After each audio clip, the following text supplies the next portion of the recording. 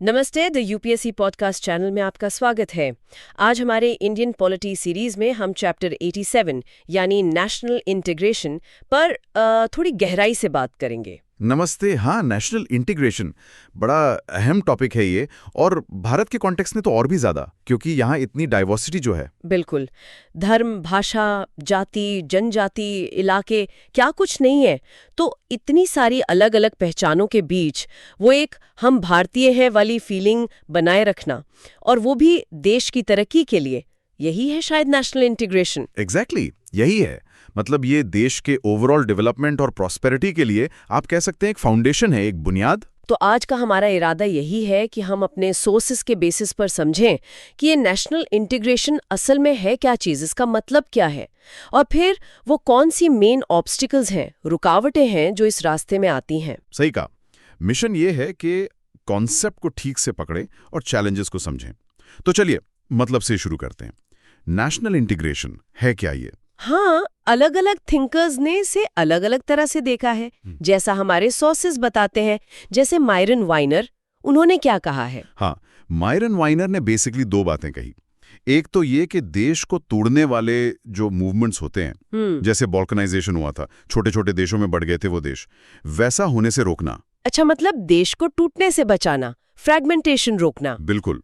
और दूसरी बात उन्होंने कही कि समाज में ऐसी सोच डेवलप करना जहां लोग अपने छोटे लोकल इंटरेस्ट्स, परोकियल इंटरेस्ट जिसे कहते हैं, उससे ऊपर उठकर नेशनल और पब्लिक इंटरेस्ट के बारे में सोचें। जैसे घर में होता है, सब अपनी अपनी जिद छोड़कर पूरे परिवार का सोचे, है ना? हाँ बिल्कुल, वही एनालॉजी है देश के लेवल पर।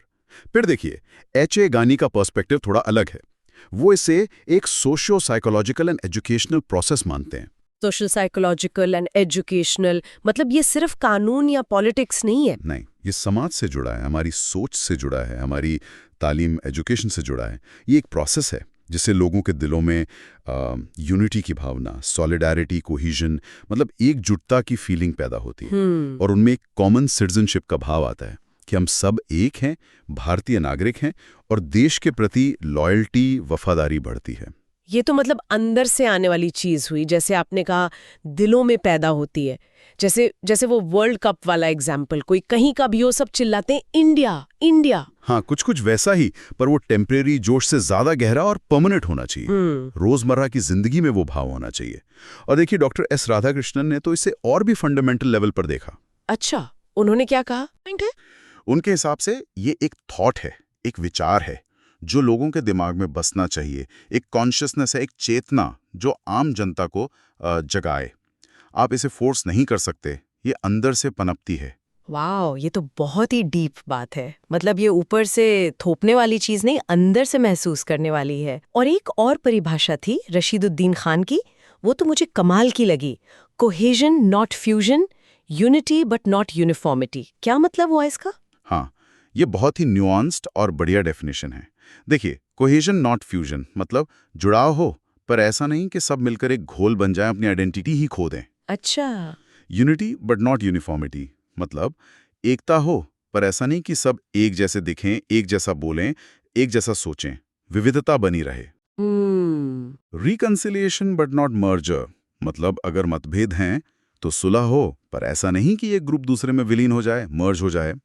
और अग्लोमरेशन बट नॉट असिमिलेशन मतलब अलग अलग इकाइयां साथ आएं, जुड़ें, पर ऐसा नहीं कि एक बड़ी इकाई छोटों को पूरी तरह अपने जैसा बना ले, असिमिलेट कर ले।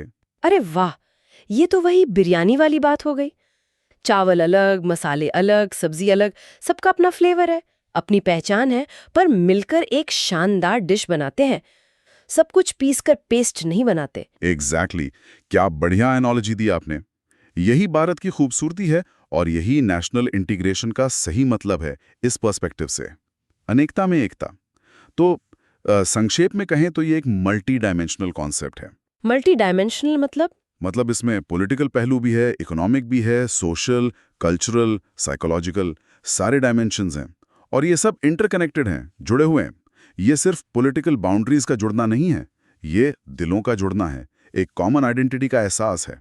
ओके, समझ गई। मतलब ये सिर्फ एक नारा नहीं है, ये एक बहुत गहरी जीती जागती भावना है जिसे नर्चर करना पड़ता है।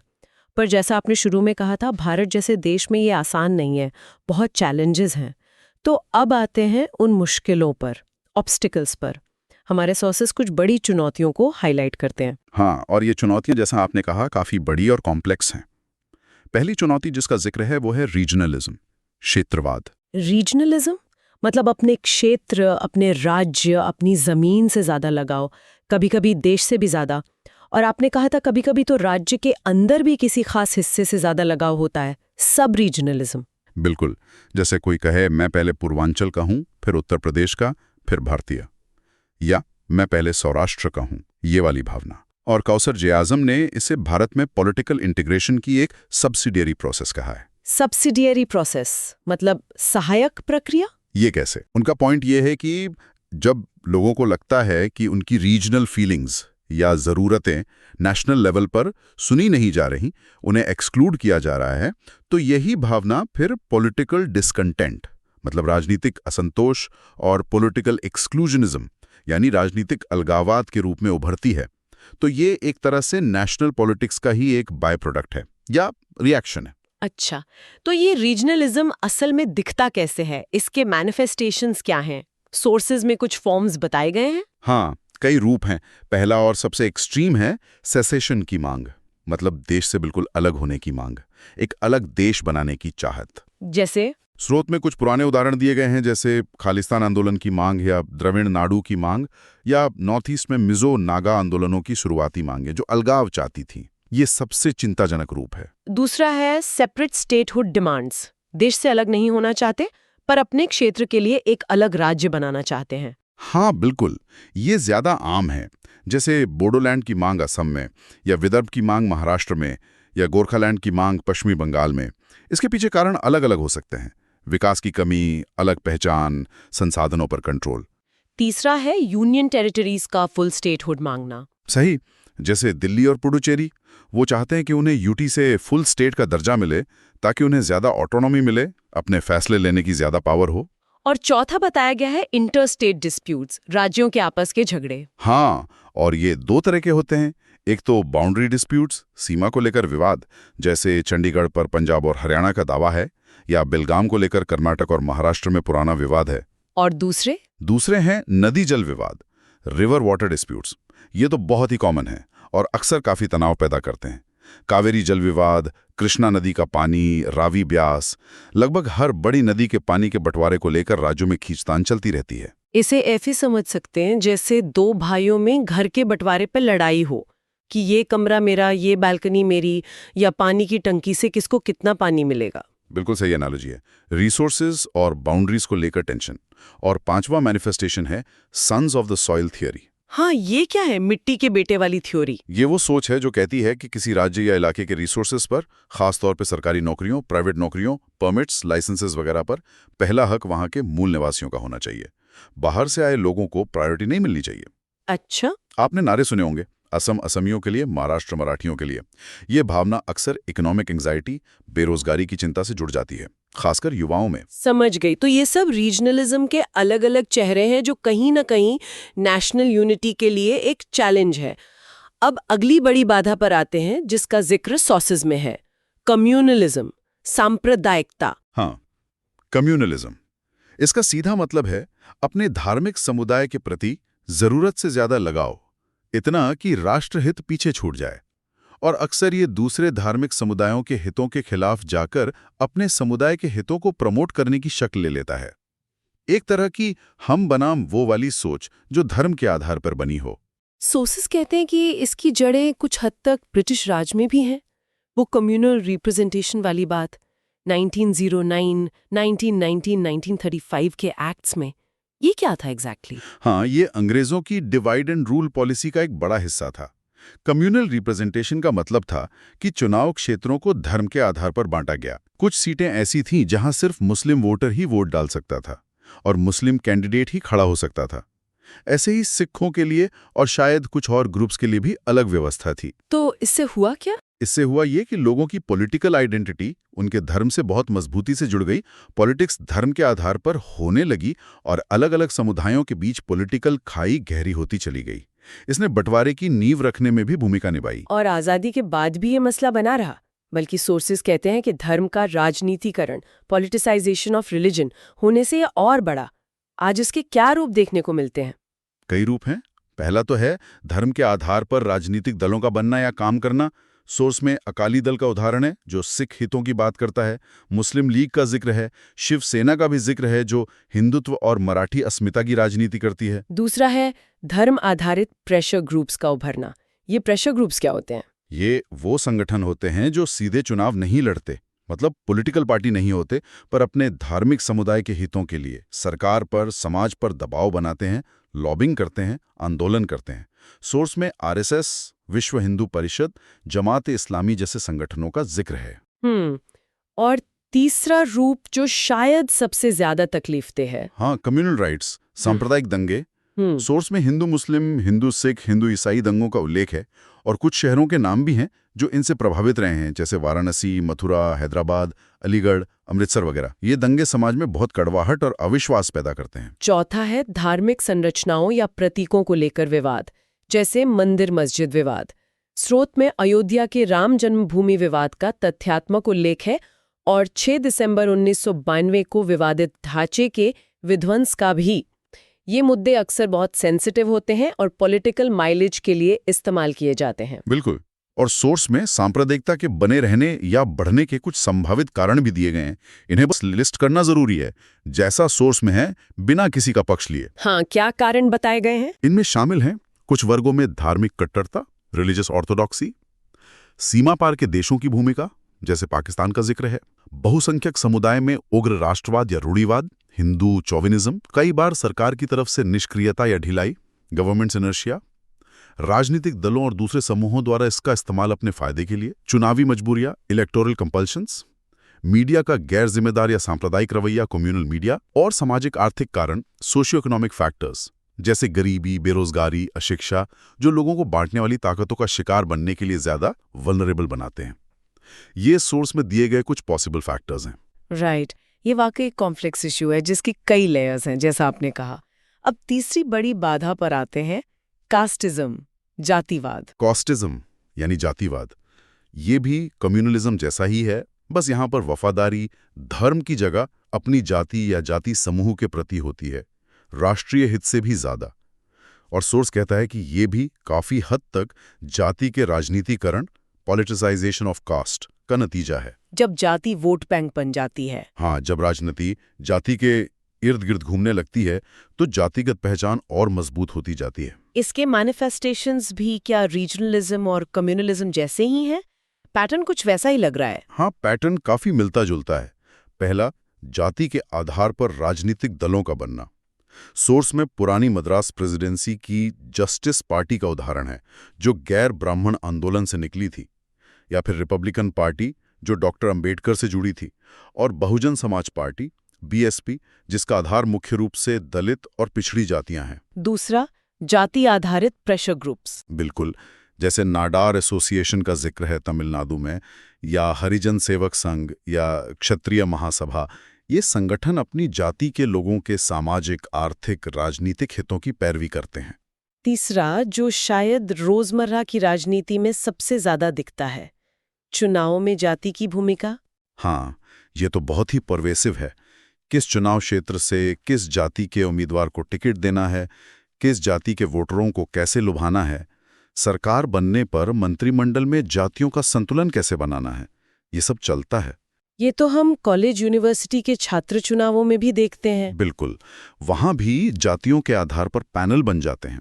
चौथा मैनिफेस्टेशन है जातियों के बीच संघर्ष, कास्ट कॉन्फ्लिक्ट्स। ये किस तरह के संघर्ष? ये ऊंची और नीची जातियों के बीच हो सकते हैं, अक्सर जमीन, मजदूरी, सामाजिक सम्मान जैसे मुद्दों पर, या फिर दो ताकतवर डोमिनेंट जातियों के बीच भी हो सकते हैं राजनीतिक वर्चस्व के लिए।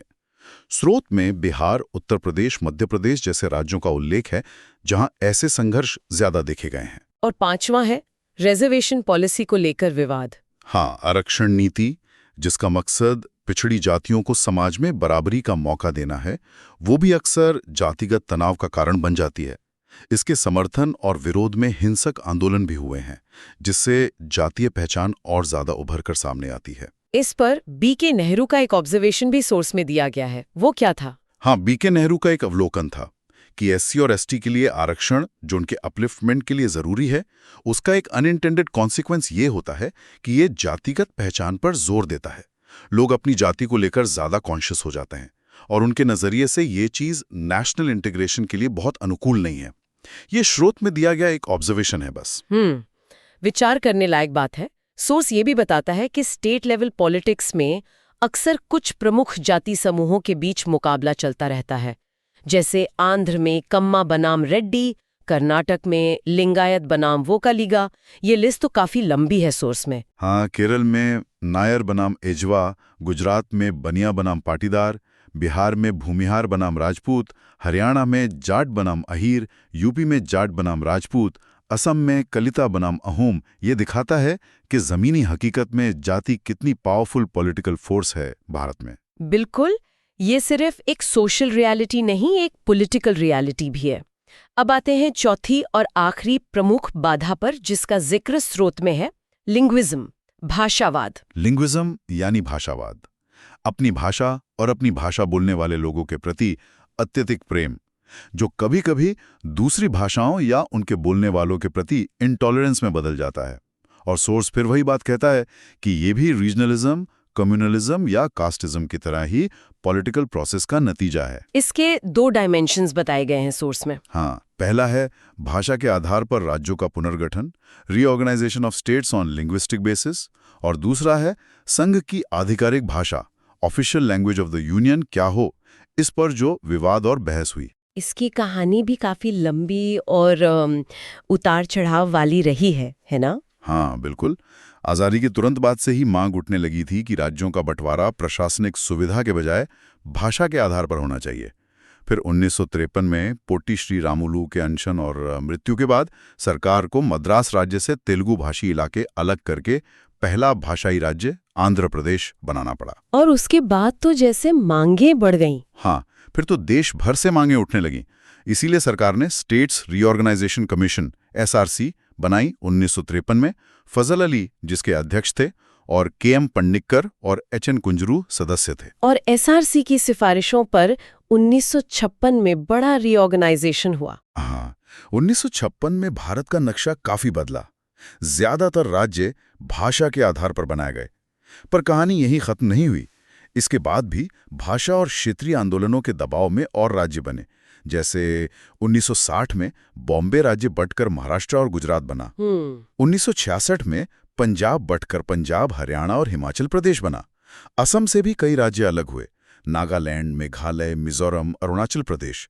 भाषा इन सब में एक बड़ा फैक्टर थी। ये तो हुआ राज्यों के पुनर्गठन का पहलू। दूसरा पहलू था ऑफिशियल लैंग्वेज का मुद्दा। हाँ, संविधान सभा में इस पर बहुत बहस हुई थी। तय हुआ था कि हिंदी को देवनागरी लिपि में संघ की राजभाषा बनाया जाएगा, लेकिन अंग्रेजी भी 15 साल तक चलती रहेगी। और 15 साल बाद हिंदी को धीरे धीरे एक मात्र राजभाषा बनाना था। लेकिन ऐसा हुआ नहीं। जब 1963 में ऑफिशियल लैंग्वेजेस एक्ट आया, जिसने हिंदी को प्रमोट करने की बात की, तो दक्षिण भारत में, खासकर तमिलनाडु में और पश्चिम बंगाल में भी जोरदार हिंदी विरोधी आंदोलन हुए, एंटी हिंदी एजिटेशंस। उन्हें डर था कि हिंदी उन पर थोपी जा रही है और इससे उनकी भाषा और कल्चर को नुकसान होगा और सरकारी नौकरियों में भी उन्हें डिसएडवांटेज होगा। तब सरकार को पीछे हटना पड़ा। हाँ, तब प्रधानमंत्री ने आश्वासन दिया कि जब तक गैर हिंदी भाषी राज्य चाहेंगे, तब तक अंग्रेजी हिंदी के साथ साथ एसोसिएट ऑफिशियल लैंग्वेज के रूप में चलती रहेगी। ये एक तरह का कॉम्प्रोमाइज था जो आज तक कायम है।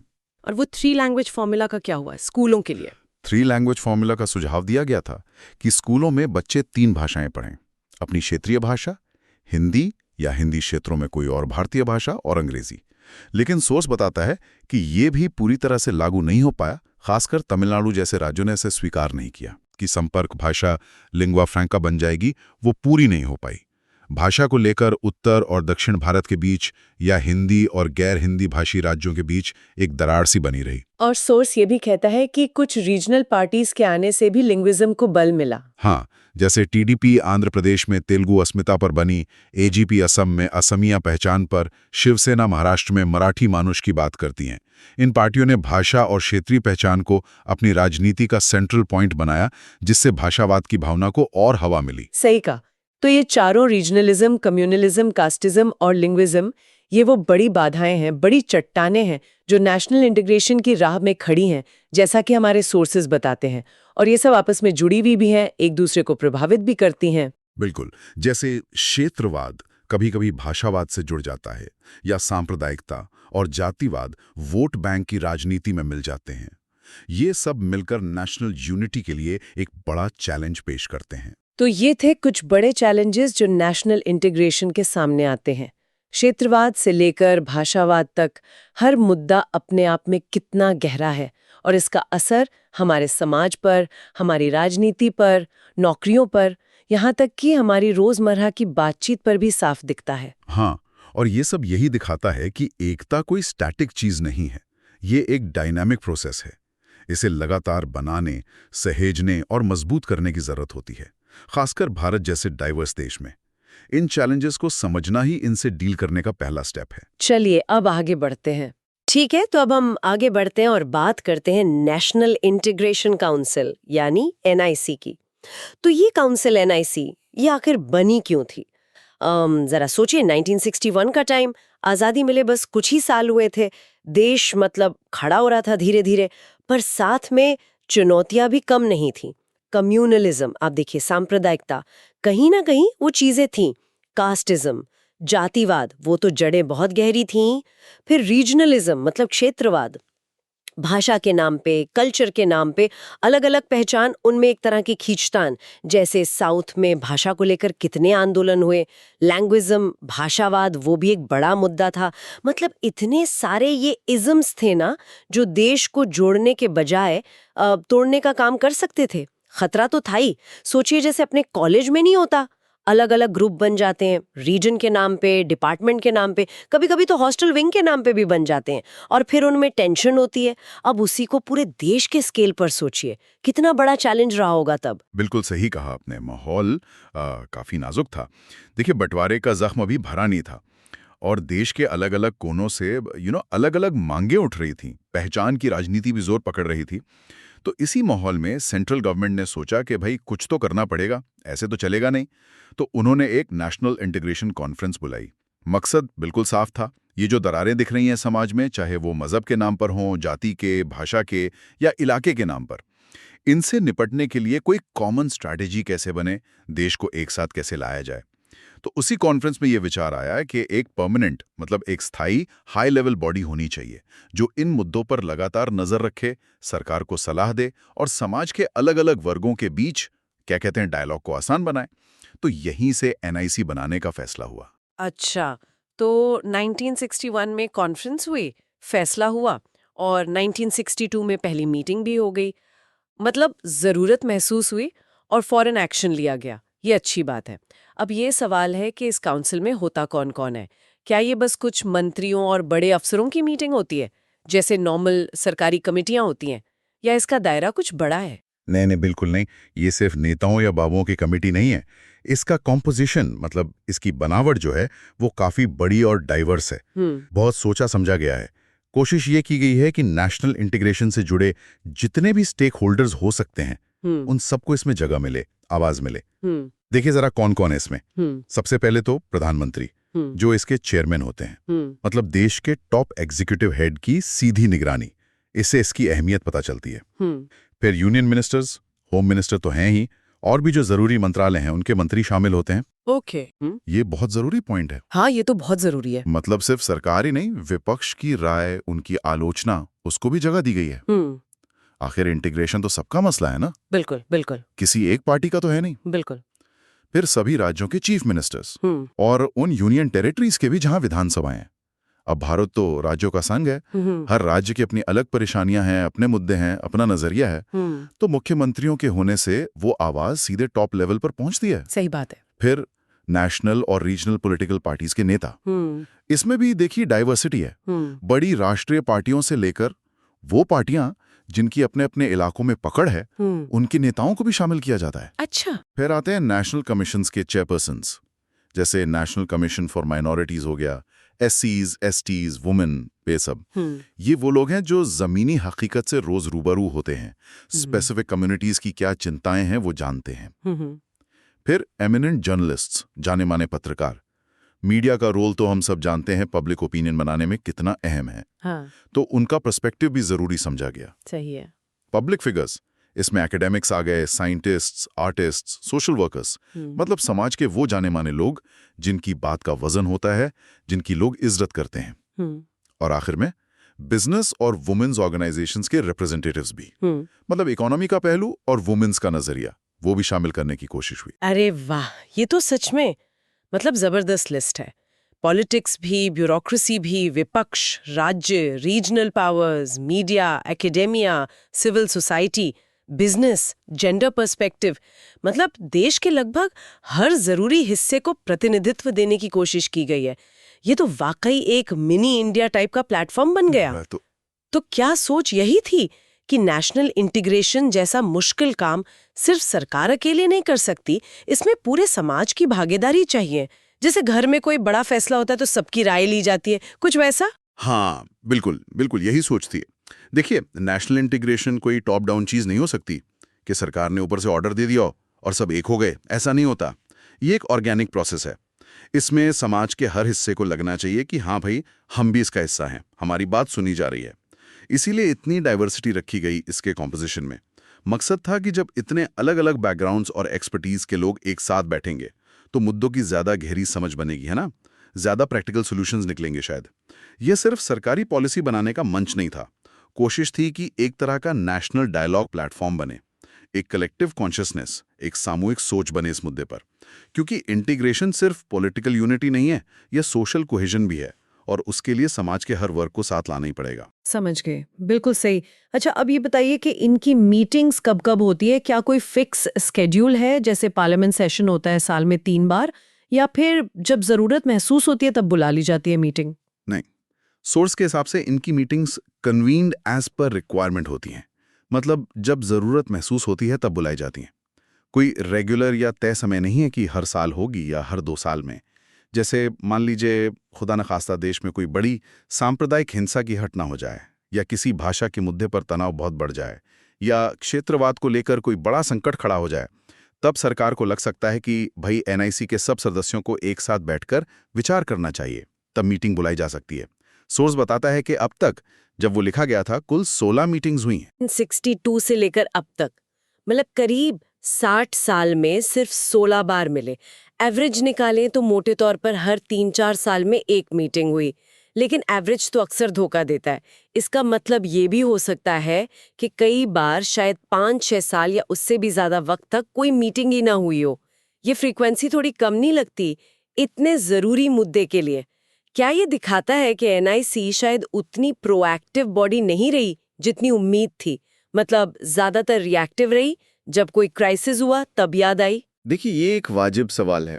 सोर्स सीधे तौर पर इसकी इफेक्टिवनेस पर कोई टिप्पणी नहीं करता, लेकिन हाँ, मीटिंग्स की फ्रीक्वेंसी कम होना ये सवाल तो खड़ा करता ही है कि क्या एनआईसी ने अपना पूरा पोटेंशियल इस्तेमाल किया है? क्या इसे एक प्रोएक्टिव वॉचडॉग की तरह काम करना चाहिए था, जो समस्याओं को पनपने से पहले ही भांप ले और प्रिवेंटिव मेजर सुझाएं? या इसका रोल बस संकट के समय एक नेशनल कंसेंसस बनाने तक ही सीमित रहा है? ये सब इंटरप्रिटेशन की बातें हैं। सोर्स हमें फ्रीक्वेंसी का फैक्ट देता है। खैर, जो आखिरी मीटिंग हुई थी, 16वीं मीटिंग, वो हुई थी 23 सितंबर 2013 को।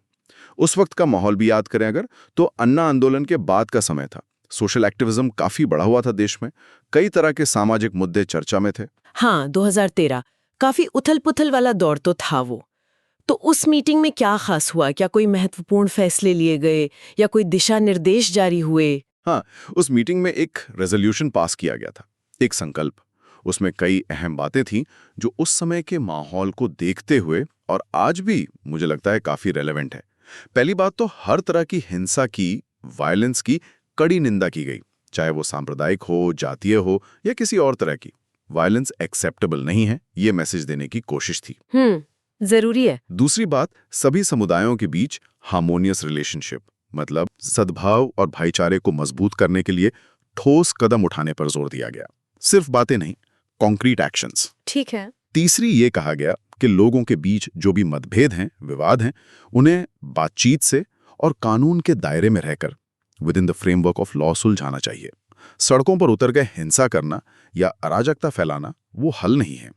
रूल ऑफ लॉ को बनाए रखने की बात थी। सही। चौथी बात, खास तौर पर शेड्यूल कास्ट्स एससीज और शेड्यूल ट्राइब्स एसटीज पर जो अत्याचार होते हैं, अट्रॉसिटीज, उनकी निंदा की गई। ये एक कड़वी सच्चाई हमारे समाज की, जिस पर ध्यान देना जरूरी समझा गया। हाँ बिल्कुल। और पांचवी बात, जो उस समय बहुत चर्चा में थी, वो थी यौन शोषण, सेक्सुअल अब्यूज की निंदा। साथ ही ये इंश्योर करने पर जोर दिया गया कि महिलाओं को सामाजिक और आर्थिक विकास के बराबर अवसर मिले, एंजॉय फ्रूट्स ऑफ फ्रीडम, और वो बिना किसी डर के दिन हो या रात पब्लिक स्पेसेस में घूम सकें। उनका जो राइट ऑफ मूवमेंट है वो सुरक्षित रहे। आपको याद होगा, ये दिसंबर 2012 के निर्भया कांड के कुछ ही महीनों बाद का समय था। हाँ हाँ बिल्कुल याद है। तो महिलाओं की सुरक्षा एक बहुत बड़ा नेशनल इश्यू बन चुका था उस वक्त। तो इस संकल्प में उसका दिखना स्वाभाविक था। ये सारे पॉइंट्स तो आज भी उतने ही, बल्कि शायद उससे भी ज्यादा रेलेवेंट लगते हैं। SC ST एट्रॉसिटीज की खबरें तो हम आज भी रोज पढ़ते हैं। महिलाओं की सुरक्षा वो तो खैर लगातार चिंता का विषय है ही। कम्युनल हार्मनी की जरूरत तो शायद पहले से भी ज्यादा महसूस होती है आज के इतने पोलराइज्ड माहौल में। 2013 के रेजोल्यूशन में इन बातों का होना ये दिखाता है कि ये समस्याएं कितनी पुरानी और गहरी हैं। लेकिन ये सवाल भी उठता है मेरे मन में कि रेजोल्यूशंस पास कर देने से जमीन पर कितना फर्क पड़ता है। क्या ये सिर्फ एक कागजी कार्रवाई बनकर रह जाता है कई बार, या इससे वाकई कोई स्ट्रक्चरल चेंज लाने में मदद मिलती है? बिल्कुल। देखिए, रेजोल्यूशंस अपने आप में महत्वपूर्ण होते हैं क्योंकि वो एक तरह से नेशनल इंटेंट को या कलेक्टिव विल को दर्शाते हैं। वो बताते हैं कि देश के टॉप लीडर्स और रिप्रेजेंटेटिव्स किन वैल्यूज को इंपॉर्टेंट मानते हैं। लेकिन आपका पॉइंट बिल्कुल वैलिड है कि असली चैलेंज तो इम्प्लीमेंटेशन का होता है। नेशनल इंटीग्रेशन सिर्फ लॉज या रेजोल्यूशन से नहीं आ जाता। उसके लिए सोसाइटल माइंडसेट में बदलाव लाना पड़ता है, इंस्टीट्यूशंस को मजबूत करना पड़ता है और पॉलिटिकल विल दिखानी पड़ती है। ये रेजोल्यूशन ये दिखाता है कि नेशनल इंटीग्रेशन का मतलब सिर्फ पॉलिटिकल मैप की एकता नहीं है। इसमें सोशल जस्टिस, इक्वालिटी और हर नागरिक की सेफ्टी और डिग्निटी भी शामिल है। ये उन कॉन्स्टिट्यूशनल वैल्यूज को रीअफॉर्म करने का एक प्रयास था। लेकिन हाँ, इसका जमीनी असर कितना हुआ, ये बिल्कुल बहस का मुद्दा हो सकता है। सही बात है। अच्छा, NIC तो एक बहुत high level broad based body हो गई। क्या कोई और संस्था भी है जो खास तौर पर कम्युनल हार्मनी, मतलब सांप्रदायिक सद्भाव बढ़ाने के स्पेसिफिक काम पर फोकस करती हो? क्योंकि NIC का स्कोप तो बहुत बड़ा लगता है। शायद वो day to day harmony building activities में उतनी इन्वॉल्व ना हो पाती हो। कोई ऐसी बॉडी जो ज्यादा ग्रास रूट्स लेवल पर काम करती हो? हाँ, बिल्कुल है। एक और महत्वपूर्ण संस्था है national foundation for communal harmony, NFCH कहते हैं इसे। ये 1992 में बनाई गई थी। 1992? ये साल सुनते ही दिमाग में तो फौरन बाबरी मस्जिद विध्वंस और उसके बाद जो देश भर में सांप्रदायिक तनाव फैला था उसका ख्याल आता है। क्या NFCH का गठन उसी घटना के रिएक्शन में हुआ था? क्या उस माहौल को देखते हुए इसकी जरूरत महसूस की गई? रिएक्शन में बनी, लेकिन जैसा आपने कहा, टाइमिंग बहुत सिग्निफिकेंट है। 1992 और उसके आसपास का जो समय था वो देश में कम्युनल टेंशन्स के लिहाज से बहुत मुश्किल दौर था। इसमें कोई शक नहीं।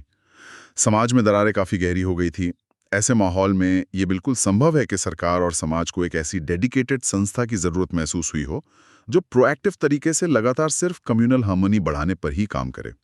NIC तो मिलती भी ज़रूरत पड़ने पर है, लेकिन शायद एक ऐसी बॉडी चाहिए थी जो रोज़मर्रा के स्तर पर सद्भाव बनाने का काम करे, ना कि सिर्फ क्राइसिस मैनेजमेंट करे। NFCH एक ऑटोनोमस बॉडी है, मतलब अपने कामकाज में स्वतंत्र है। हालांकि ये यूनियन होम मिनिस्ट्री के एडमिनिस्ट्रेटिव कंट्रोल में आती है। अच्छा, ऑटोनोमस बॉडी है, मतलब इससे अपने प्रोग्राम्स डिज़ाइन करने और चलाने में ज़्यादा फ्लेक्सिबिलिटी होगी, शायद ब्यूरोक्रेटिक रेड टेप शायद कम हो। तो ये NFCH असल में करती क्या है? इसके मेन ऑब्जेक्टिव्स क्या हैं? एक्टिविटीज़ क्या हैं इसकी? ज़मीन पर सद्भाव बढ़ाने के लिए क्या क्या काम करती है? इसके काम काफ़ी प्रैक्टिकल हैं और सीधे तौर पर कम्युनल हार्मनी और नेशनल इंटीग्रेशन को प्रमोट करने वाले हैं। सोर्स में इसकी कुछ की एक्टिविटीज़ बताई गई हैं, मैं बताता हूँ। पहला और सबसे महत्वपूर्ण काम है पीड़ित बच्चों की मदद। ये इसका एक बहुत ही मानवीय पहलू है। जो बच्चे कम्युनल, कास्ट, एथनिक या टेररिस्ट वायलेंस के शिकार हुए हैं, मतलब जिन्होंने अपने माँ बाप खो दिए, अनाथ हो गए या जिनके परिवार तबाह हो गए, उन बच्चों की देखभाल, केयर, उनकी शिक्षा, एजुकेशन और ट्रेनिंग के लिए फाइनेंशियल असिस्टेंस देना। मकसद है उनका रिहैबिलिटेशन करना, उन्हें नफरत और कड़वाहट के माहौल से निकालकर एक बेहतर भविष्य देना, समाज की मुख्य धारा में वापस लाना। सोचिए, दंगों या हिंसा में सबसे मासूम शिकार तो बच्चे ही होते हैं।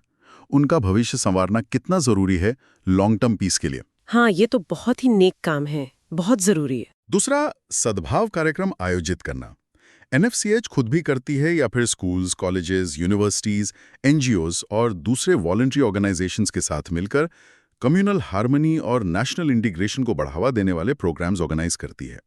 जैसे इंटरफेथ डायलॉग्स करवाना, अलग अलग समुदायों के बच्चों के लिए कॉमन वर्कशॉप्स या कैंप्स लगाना, कल्चरल एक्सचेंज प्रोग्राम्स चलाना, जैसे कॉलेज में एनएसएस या एनसीसी के कैंप्स होते हैं ना। हाँ हाँ।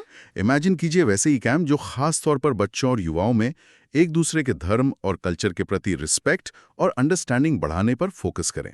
एनएफसीएच ऐसे इनिशिएटिव्स को सपोर्ट करती है। अच्छा, ये भी अच्छा है। तीसरा, स्टडीज और स्कॉलरशिप्स। कम्युनल हार्मनी और नेशनल इंटीग्रेशन जैसे विषयों पर रिसर्च और स्टडीज को प्रमोट करना, ताकि हमें इन समस्याओं की जड़ें बेहतर समझ आएं और इफेक्टिव सॉल्यूशंस ढूंढे जा सकें। इसके लिए ये इंस्टीट्यूशंस या इंडिविजुअल स्कॉलर्स को ग्रांट्स और स्कॉलरशिप्स भी देती है। मतलब नॉलेज क्रिएशन पर भी फोकस है। चौथा, अवार्ड्स देना। उन इंडिविजुअल्स या ऑर्गेनाइजेशंस को सम्मानित करना जिन्होंने कम्युनल हार्मनी और नेशनल इंटीग्रेशन के क्षेत्र में बहुत अच्छा काम किया हो, आउटस्टैंडिंग कंट्रीब्यूशन दिया हो। इससे ना सिर्फ अच्छे काम को पहचान मिलती है, बल्कि दूसरों को भी प्रेरणा मिलती है। अक्सर नेगेटिव खबरें ज्यादा फैलती हैं। ऐसे में पॉजिटिव रोल मॉडल्स को सामने लाना बहुत जरूरी है। बिल्कुल सही कहा, पॉजिटिव रीइंफोर्समेंट। पांचवां, कोलैबोरेशन बढ़ाना। सेंटर और state governments, UT administrations, industry, business houses, NGOs, इन सबको साथ लाना ताकि फाउंडेशन के ऑब्जेक्टिव्स को हासिल करने में मदद मिले। यह समझने की कोशिश कि इंटीग्रेशन सिर्फ सरकार या एनजीओज का काम नहीं है, इसमें कॉर्पोरेट सेक्टर की भी भूमिका हो सकती है ना। सीएसआर के जरिए या वर्कप्लेस डाइवर्सिटी प्रमोट करके। तो एक कोलैबोरेटिव अप्रोच पर जोर है। अच्छा। और छठा, सूचना और प्रकाशन। इस विषय पर इंफॉर्मेशन डिसेमिनेट करना, अवेयरनेस फैलाना, जैसे मोनोग्राफ्स, बुक्स या दूसरा लिटरेचर पब्लिश करना, ताकि लोगों तक सही जानकारी पहुंचे। ये बच्चों की मदद वाला काम सुनकर तो वाकई बहुत अच्छा लगा। हिंसा का शिकार हुए मासूमों का हाथ थामना, उन्हें पढ़ाना लिखाना, इससे बड़ा सद्भाव का काम और क्या हो सकता है। और ये अवार्ड्स वाला आइडिया भी बहुत बढ़िया है। आजकल के माहौल में जहाँ नफरत फैलाना इतना आसान लगता है, वहाँ प्यार और एकता की बात करने वालों को, जमीन पर काम करने वालों को रिकॉग्नाइज करना बहुत जरूरी है। ये एनआईसीएच का अप्रोच काफी हैंड्स ऑन और प्रैक्टिकल लगता है मुझे। बिल्कुल। ये एक्टिविटीज दिखाती हैं कि कम्युनल हार्मनी सिर्फ सेमिनारों या भाषणों का मुद्दा नहीं है। इसके लिए जमीन पर उतरकर कॉन्क्रीट काम करने की जरूरत है। एनएफसीएच का अप्रोच मल्टीप्रॉन्ग लगता है। इसमें रिलीफ और रिहैबिलिटेशन भी है बच्चों की मदद के जरिए, प्रिवेंशन भी है कार्यक्रमों और शिक्षा के जरिए, नॉलेज बिल्डिंग भी है स्टडीज और रिसर्च से, और पॉजिटिव रीइंफोर्समेंट भी है अवार्ड्स के जरिए। ये एनएआईपीआई के मुकाबले ज्यादा फोकस्ड और एक्टिविटी ओरिएंटेड संस्था नजर आती है। तो अगर मैं इसे समराइज करने की कोशिश करूं तो क्या ये सही होगा कि एनआईसी एक high level policy making deliberative forum है, एक बड़ी छतरी की तरह जिसमें देश के सारे बड़े नेता और स्टेक होल्डर्स शामिल हैं, जो नेशनल इंटीग्रेशन की ब्रॉड स्ट्रेटजी और डायरेक्शन पर विचार करती है।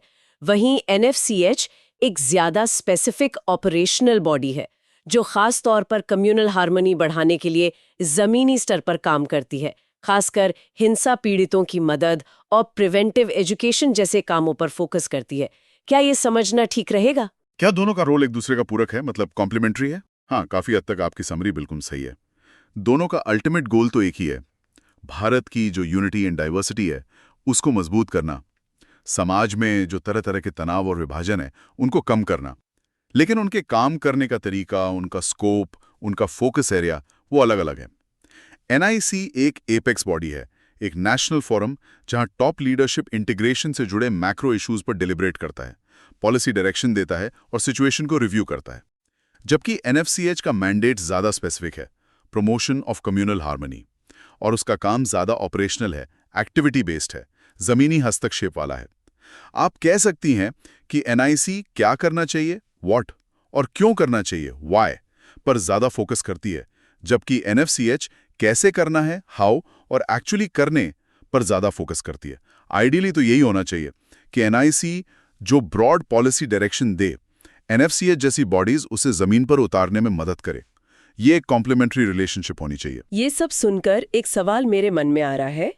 ये दोनों संस्थाएं, एनआईसी जिसकी मीटिंग्स इतनी इनफ्रीक्वेंट हैं, कभी-कभी होती हैं, और एनएफएचसीएच जिसके बारे में शायद बहुत से आम लोगों ने सुना भी नहीं होगा, ये आज के समय में कितनी विजिबल हैं, कितनी प्रभावी हैं, खासकर आज जब हम देखते हैं कि सोशल मीडिया पर या ज़मीन पर भी डिवाइसिव फोर्सेस कितनी एक्टिव लगती हैं, बंटवारे की बातें ज़्यादा आसानी से फैल जाती हैं। ऐसे में क्या इन संस्थाओं का काम उतना असरदार हो पा रहा है जितनी इनसे उम्मीद की जाती है? ये सोचने वाली बात है कि इन्हें और ज़्यादा इफ़ेक्टिव और रेलेवेंट कैसे बनाया जा सकता है, ताकि नेशनल इंटीग्रेशन सिर्फ किताबों या सरकारी फाइलों का सब्जेक्ट ना रहकर एक लिविंग रियलिटी बन सके। बिल्कुल, ये बहुत ही जायज़ और महत्वपूर्ण सवाल है। देखिए, किसी भी संस्था की इफेक्टिवनेस सिर्फ उसके मैंडेट या स्ट्रक्चर से तय नहीं होती। उसकी विजिबिलिटी, उसकी पब्लिक आउटरीच, ज़मीन पर उसका एक्चुअल इम्पैक्ट, ये सब बातें बहुत मायने रखती हैं। और ये भी सच है कि आज कम्युनिकेशन का लैंडस्केप कितना बदल गया है। इन संस्थाओं को शायद अपने काम को आम लोगों तक पहुंचाने के लिए, खासकर युवाओं तक पहुंचाने के लिए नए तरीके अपनाने होंगे। नेशनल इंटीग्रेशन को सिर्फ कुछ मीटिंग्स या सरकारी योजनाओं तक सीमित रखने के बजाय इसे एक मास मूवमेंट, एक जन आंदोलन बनाने की जरूरत है, जिसमें हर नागरिक अपनी जिम्मेदारी महसूस करे। ये संस्थाएं उसमें कैटलिस्ट का रोल कैसे निभा सकती हैं, ये वाकई सोचने वाली बात है। बिल्कुल। चलिए इसी विचार के साथ आज की चर्चा को यहीं रोकते हैं। Okay, so we hope you liked our today's discussion on chapter 87, National Integration of Indian Polity. For more such discussions on UPSC topics, subscribe to the UPSC podcast channel. धन्यवाद। जय हिंद।